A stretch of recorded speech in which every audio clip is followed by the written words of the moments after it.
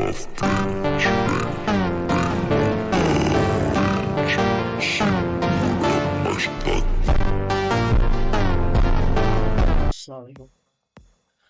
வணக்கம்.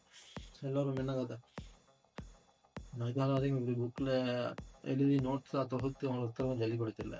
அது நீங்கள் என்னோட பல்கிங் டேட் கேட்டால் ஸ்கூல் போகிறேன் ஒரு விஷயம் என்ன சொல்லலாம். 10 பேர் மட்டும் கேட்டிருந்தேன்ட்ட எல்லாத்தையும் கொமெண்ட்ஸை முன்னே போடலாவே நான் ஃபெயில் பண்ணல 2-3 பேர் கொமெண்ட்ஸை போடி உங்களுக்கு. ஓகே, ஃபர்ஸ்ட் வந்து உங்களோட பல்கிங் பிளான். மார்னிங் வந்து நீங்கள் சாப்பாடு டோட்டலி மாற்றணும். ஃபஸ்ட் வந்து 100 கிராம் சோயா சங்க்ஸ் அதை நீங்கள் ஊற வைங்க. ஒரு 7 மணி நேரம் நைட்டுக்கு ஊற வச்சுட்டு பண்ணுங்க. 3 எக்ஸ். நீங்கள் அவல் எடுத்து தூளாக்கி வச்சுக்கொள்ளிய மட்டும் நல்லா உங்களுக்கு. இல்லாட்டி அவல் கொஞ்சம் ஒரு சின்ன ஒரு கரண்டி, அவள் 1 கிலோ வாங்கி வச்சுக்கோங்க.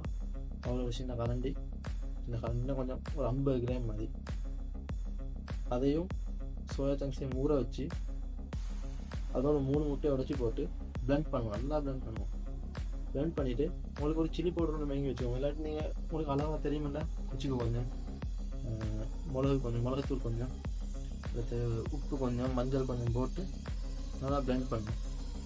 பிளெண்ட் பண்ணி உங்களுக்கு அவனில் சேர்த்து இலேசி. எனக்கு அவனில் பற்றி தெரியா. அவனில் கேக் சுடத்துக்கு எப்படி வச்சிடும் அப்படி வச்சிருந்த டாக்டரில் வச்சு. இப்போ நான் வந்து பேனில் செய்ய வந்து கொஞ்சம் கஷ்டம், ஆனால் சரியாக தெரிஞ்சால் சரி. எப்படி பேனில் செய்யணுண்டா, பேனுக்கு ஒரு ஒலிவ் ஆயில் சரி ஒரு ஸ்பூன் இல்லை 2 ஸ்பூனை போட்டு ப்ரஷ் பண்ணிடுவேன். எல்லா இடத்துக்கும் பறத்துட்டு ஒரு அது ஊற்றுவோம். நான் செஞ்சு வச்ச அந்த ஜெண்டரில் வந்து சோயா சங்க்ஸு, அவல், அந்த எக் மூணு அதெல்லாம் ஒரு காலேஜ் சாப்பாடு. ஓகே, நீங்கள் மார்னிங் வந்து ஜிம்முக்கு போகணுன்னா அது எடுத்துவேங்க. ஜிம்முக்கு போகிறதா இருக்கும். ஏன்னா அதை டைஜஸ்ட் பண்ணுறதுக்கு உங்களோட உடம்பு எனர்ஜியை வேஸ்ட் பண்ணிவிட்டுன்னா உங்களுக்கு ஜிம்மில் கான்சன்ட்ரேட் பண்ணேன். கரெக்டாக வெயிட்டோட புக்கையில் வாயில் பக்கத்துக்கு இந்த மாதிரி கேசி சுற்றும். அதை வந்து ஒரு 15 நிமிஷம் உங்களுக்கு எவ்வளோ லோ ஃப்ளேம் வச்சிருமோ அவ்வளோ லோ ஃப்ளேம் தான். 15 நிமிஷம் இதுக்கு ஊற்றிடுங்க. 15 நிமிஷம் வச்சுருந்தா ஓகே. அப்புறம் அடுத்த 15 நிமிஷத்தில் வந்து பெரட்டணும். அந்த 15 நிமிஷமாக டைம் வேஸ்ட் பண்ணுங்கள். ஒரு கேரட், ஒரு கியூக்கம்பர் தெரியும் எனக்கு யாருக்கா. கியூக்கம்பரை போட்டு பெண்டரில் வெட்டி போட்டு தூளாக்கணும். அதை வச்சு தூளாக்கி ஒரு ஜூஸ் மாதிரி செஞ்சு கொள்ளணும். உங்களுக்கு ஒரு ஜூஸ் மாதிரி செஞ்சு கொள்ளலாம். இதை செஞ்சு அந்த ஜூஸ் ரெடி ஆனது போல ஒரு காலேஜ் சாப்பாட்டும் அந்த ஜூஸை குடித்தா சரி.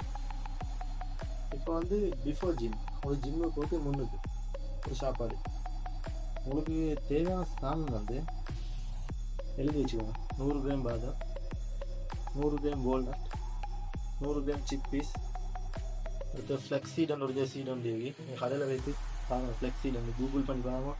தமிழ் பேர் தெரியாது, எனக்கு தமிழ் பேர் தெரியாது சரியா. இங்கே வந்து ஃப்ளெக்ஸ் சீட் போட்டி வச்சுட்டோம். நான் இங்கே அடிக்கல சார். இந்த பம்ப்கின் சீட், வட்டை, sunflower seed, cashew nut, chia seed, cocoa, oats, banana. Cocoa தூள் 2 கிலோ வாங்கி வச்சுக்கோங்க. கொக்கோ தூள் 2 கிலோ இல்லை, கொக்கோ தூள் ஒரு 100-150 கிராம் வச்சுக்கோங்களா சரி. ஓட்ஸும் ஒரு 2 கிலோ வாங்கி வச்சுக்கோங்க. பனானா, வாழைப்பழம் வச்சுக்கோங்க. சியா சீடை வந்து அதில் போட்டு அடைச்சிக்கணும். நான் சென்ன அடுத்த சீட்ஸ் எல்லாது நான் 9 சீட்ஸ் சியா இல்லாமல் அதை அப்படியே மிக்ஸ் பண்ணி பிளெண்டரில் அடிக்கும். 100 பிளெண்டரில் சரி கடையை கொடுத்தாலும் தூளாக்கிட்டாலும் நல்ல தூளை.